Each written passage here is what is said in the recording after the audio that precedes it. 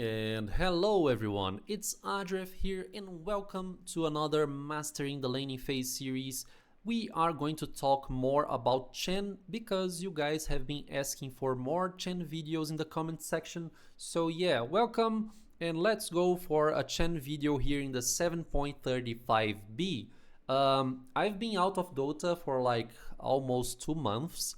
I haven't been playing Dota 2 like since December, but you know, I've stacked a couple of MMR. This is a 7.1k MMR average match in the North American server, so I'm pretty sure I can talk a few things to you guys about Dota 2. But before we do it, don't forget to subscribe and like. This way, you are going to help me to raise and create a new Dota 2 community here in the YouTube.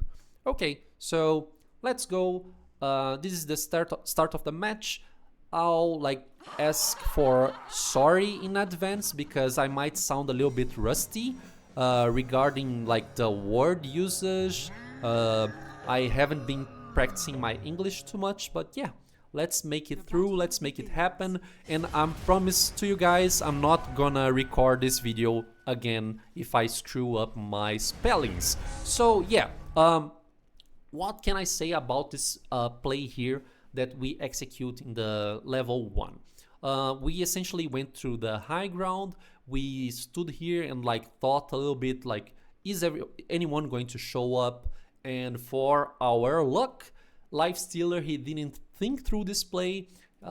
He kind of like ate 3 Shadow Raises stacks, so more damage, more slow onto him, and now we go to secure the rest of the damage. So if I have to say anything about like how you can improve and how you can master the laning phase, it's this: like, don't stay AFK, and like you need to think through the first movements you are going to perform here, because I mean there's 2 guys against 4. The middle laner here, Queen of Pain, he didn't actually help Lifestealer. There's one support missing as well, which is Clinkz. Apparently he is in the bottom side of the map, so yeah, you cannot stay AFK, and you need to think through where you are going to like place your hero in the minute 0, okay? So yeah, it's a first blood. We go for Marcy as well. Another blood grenade was spent. We get 2 kills. This is a very decent start for us for the Radiant side, okay? Now I use my TP and I go for the hard camp block with a sentry. So yeah, this is very good because this way they cannot execute the pull and like retreat the lane for them. You should already know this. Like if you're playing support, if it's a support 5, you need to block this as much as you can, and if you are playing support 4, you need to block the easy camp and like try to protect the hard camp for pulling. Okay, this is like one of the first things, 101 for playing support and also playing as Chen.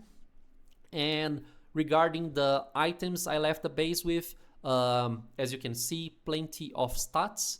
I went for 3 iron branches actually, and also a circlet. This way, as Chen, since he is an universal hero, you get more right-click damage, and you combo this possibility of like delivering solid damage onto your enemy with right clicks and penitence. This is a nice combo. So this is a very decent setup for Chen, and let's see how the laning phase goes. Basically, I'm playing against Clinkz. Clinkz can sort of like screw up Chen's possibilities in the lane, because if he has like 1 point in Death Pact, he can pretty surely like eat through my creeps, chill my creeps away, and like some of the impact that Chen wants to deal in the lane, you need to like use 1 or more creeps.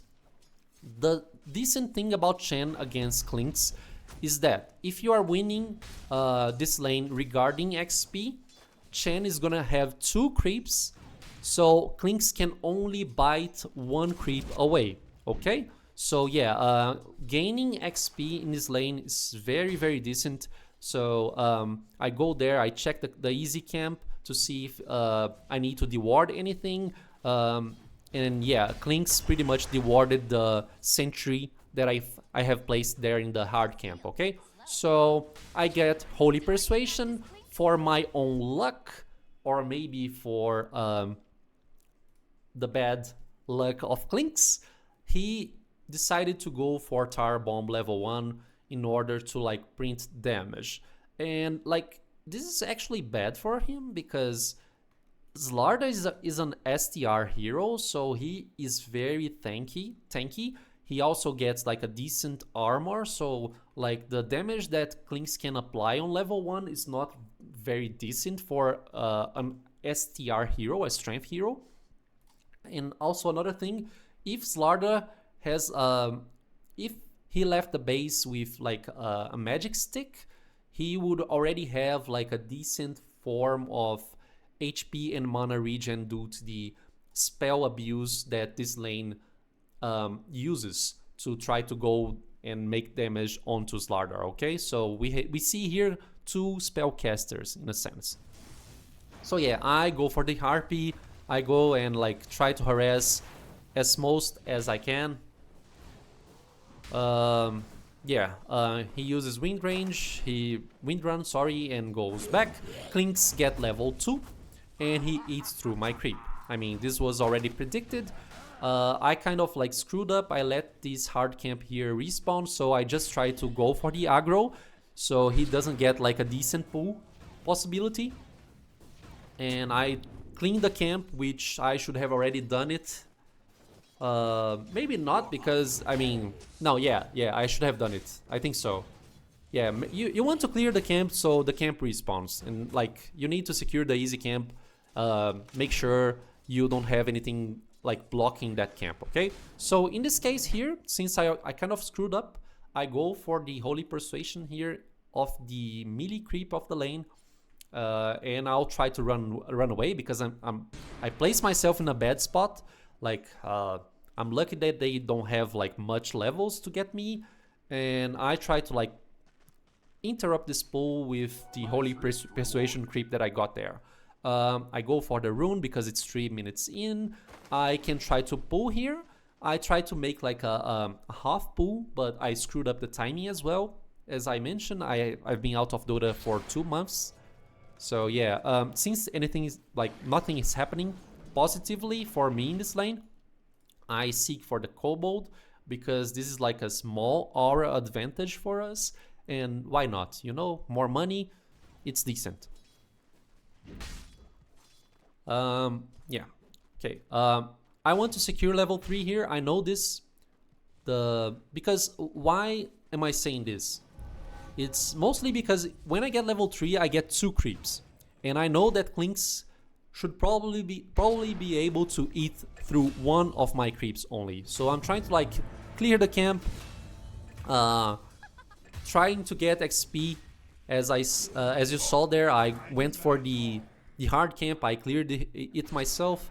Now I get the speed aura kobold, which is very good in this lane, especially because Slardar, he needs like to keep up and to get closer to the enemy to get more hits. And this way he can keep like cycling through the stun. So yeah, I perform a little pull here that's not gonna change the pace of the lane whatsoever. So yeah, now I have 2 creeps. You can look at this and say, yo, those creeps ain't good for aggression. But aside from the kobold, I mean. But I mean, with these 2 creeps, we can pretty much go in and try to do something.